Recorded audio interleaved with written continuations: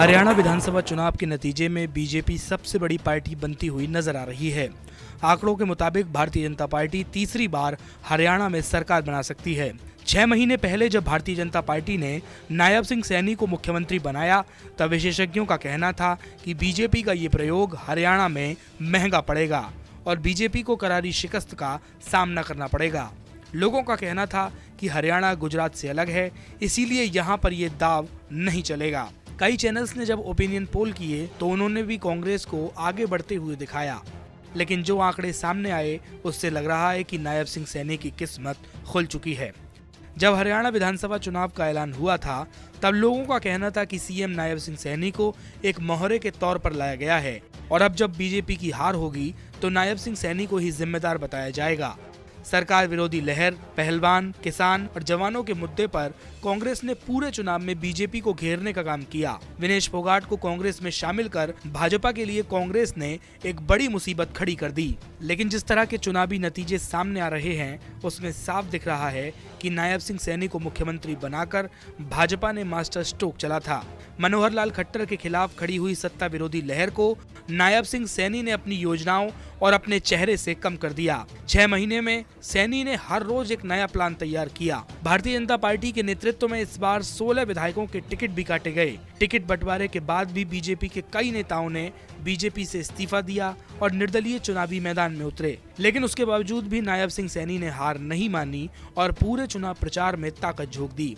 कुछ दिनों के बाद ही कांग्रेस में 2 धड़े सामने आए। एक धड़ा शैलजा कुमारी का था और दूसरा भूपेंद्र हुड्डा का। बीजेपी ने इन दोनों के बीच के विवादों को हवा दी और मनोहर लाल खट्टर ने शैलजा कुमारी को बीजेपी में आने का खुला न्योता दे दिया। इसके बाद मानो पूरा चुनाव ही पलट गया। गैर जाट वोटरों को बीजेपी ने अपने साथ लाकर तीसरी बार हरियाणा में बीजेपी का कमल खिला दिया। हरियाणा में बीजेपी ने एकमात्र ऐसा रिकॉर्ड बनाया है जो आज तक कोई दूसरी पार्टी नहीं बना पाई।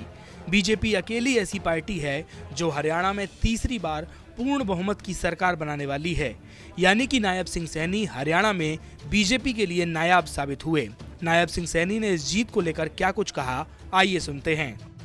मैं हरियाणा की 2 करोड़ 80 लाख जनता को मैं दिल से प्रणाम करता हूं, उनका दिल से धन्यवाद करता हूं कि हरियाणा की जनता ने, हरियाणा के गरीब ने, हरियाणा के किसान ने, हरियाणा की महिलाओं ने, हरियाणा के युवाओं ने भारतीय जनता पार्टी के कामों के ऊपर तीसरी बार मोहर लगाई है। मैं हरियाणा की जनता का दिल से बहुत बहुत आभारी हूं, दिल से धन्यवाद करता हूं।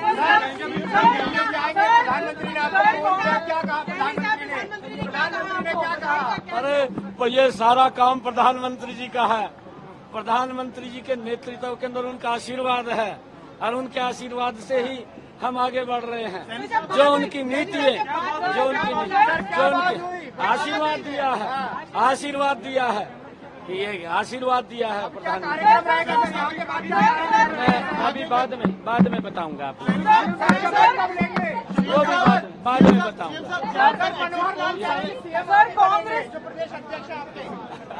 सीएम साहब जहाँ पर सारे कांग्रेस के आदमी थे, वहाँ पर एक बड़ी जीत आना और एक मैंडेट लेके जाना। सर देखिए, मुझे विश्वास था और मैं लोगों के बीच में जो उनका आशीर्वाद, जो प्यार, गरीब का, किसान का, महिलाओं का आशीर्वाद जो मुझे मिल रहा है, युवाओं का आशीर्वाद मिल रहा था, मैं उस हौसले के ऊपर मैं कह रहा था कि भारतीय जनता पार्टी तीसरी बार बड़े मैंडेट के साथ सरकार बना रही है। सवाल उठा रहे ईसीआई पर, वो कह रहे हैं कि देरी से अपडेट कर रहा था। जयराम रमेश को क्या नहीं, देखिए मैं अभी कुछ नहीं बोलता। जयराम रमेश का अपना काम है और वो शुरू से ही अपने काम में लगे हुए हैं। कभी अगर युवाओं की कोई लिस्ट निकालने की रिजल्ट बात हो, उसको भी रोकने के लिए चले जाते हैं, उनका काम है। किसानों का, पहलवानों का आपको जलेबी खिलाएंगे सर। मेरे गोहाना की जलेबी पूरे देश में मशहूर है, वो आपको खिलाऊंगा। जब मोदी जी का आशीर्वाद सिर पर हो, अमित शाह जी का आशीर्वाद सिर पर हो और हमारे जगत प्रकाश नड्डा जी का आशीर्वाद सिर पर हो और जब ठाकुर राजनाथ सिंह जी का आशीर्वाद सिर पर हो, मनोहर लाल जी का आशीर्वाद सिर पर हो, तो फिर दिक्कत नहीं आती, फिर हम आगे बढ़ाएंगे। नमस्कार, मैं हूं मानक गुप्ता। अगर आपको हमारा ये वीडियो पसंद आया हो तो इसे लाइक और शेयर जरूर करें और हां, हमें सब्सक्राइब और फॉलो करना ना भूलें। ताकि आप देश और दुनिया की कोई खबर मिस ना करें। तो जुड़े रहिए हमारे साथ और देखते रहिए न्यूज़ 24।